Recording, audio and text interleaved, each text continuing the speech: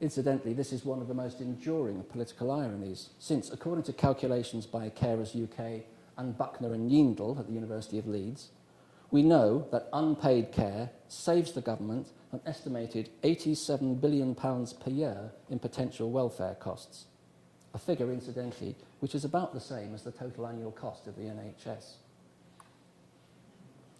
Around 6 million people, as returned in the 2001 census, provide unpaid care to a family member, friend or neighbour. And this includes over 1.2 million people providing over 50 hours per week in formal care. This figure is certainly an underestimate, as it will not include all children who provide care for dependent adults. Incidentally, 2,000 children under the age of 18, for example, are estimated to be caring for an adult with physical and mental health needs in Brighton and Hove, and some of those are as young as 6.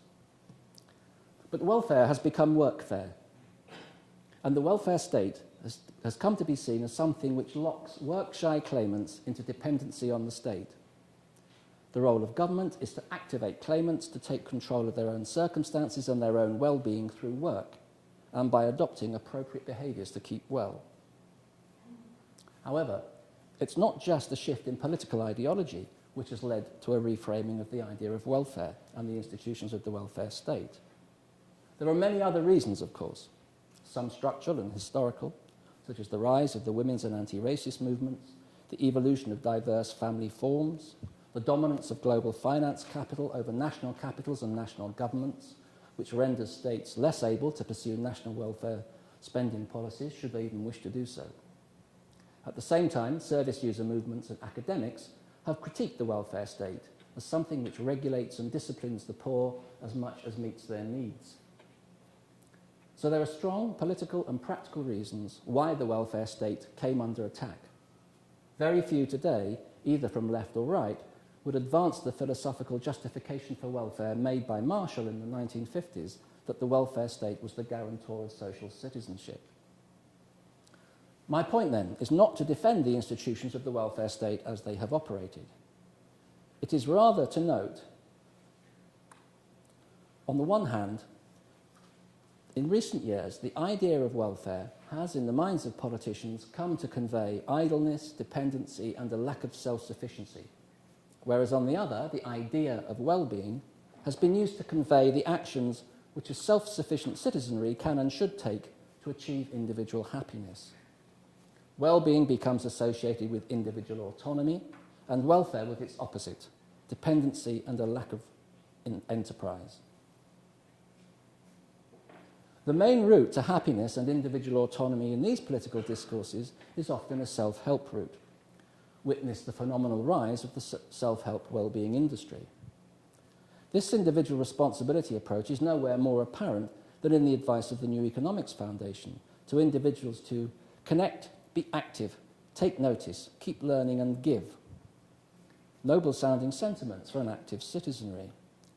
But as social theorists Claire Edwards and Rob Imrie have pointed out, life satisfaction on this view is related to particular idealized forms of behavior or ways of being, including being fit, healthy, employed, and engaged in civic society, which ignores the significant societal barriers that particular individuals, such as disabled people, experience in participating in society as self-determining individuals.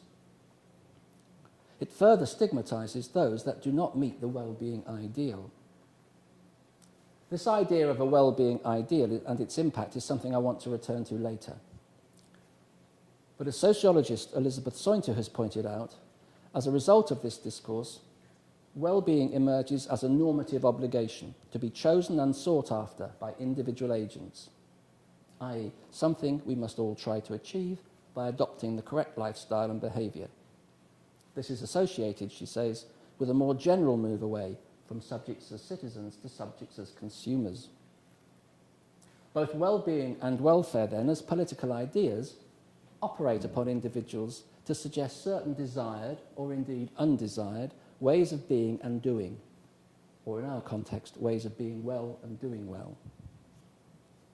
And if you think I'm being critical, listen to Times Higher Education columnist and Essex Professor of Sociology Frank Furedi. Happiness really gets his goat. All talk of happiness and well-being, he argues, is symptomatic of an unjustifiable intrusion of politics into our emotional lives.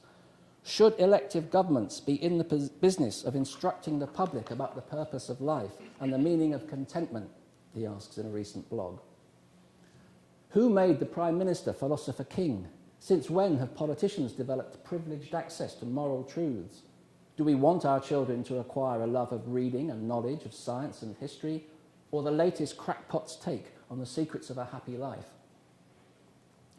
Now, I do not share Freire's view that the emotional cannot be political, quite the opposite, in fact. But I do share his concerns about the rise of some of the most bizarre forms of self-help therapy.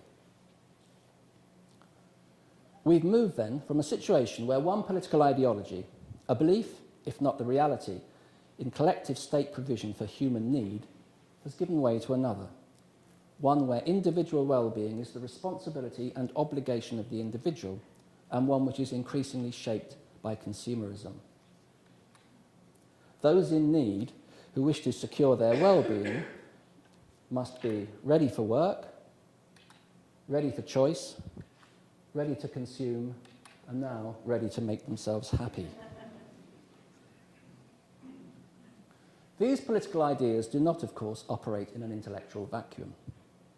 I would suggest we can make sense of them by reference to a wider framework around the idea of responsibility, or as some writers have called it, the growth of responsibilization.